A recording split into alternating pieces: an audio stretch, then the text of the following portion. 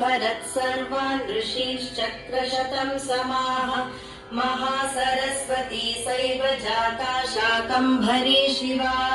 नाम्नां सहस्रं तस्यास्ते वक्ष्यामि शृणु भक्तितः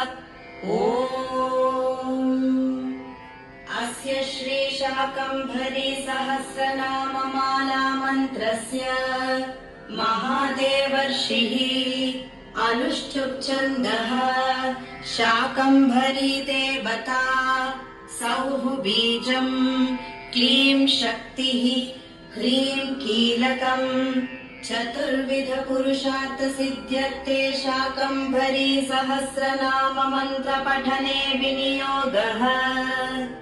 अथ ध्यानम् सौवर्ण सिंहासन संस्थितां शिवां त्रिलोचनां चन्द्रकलावतंसिकाम्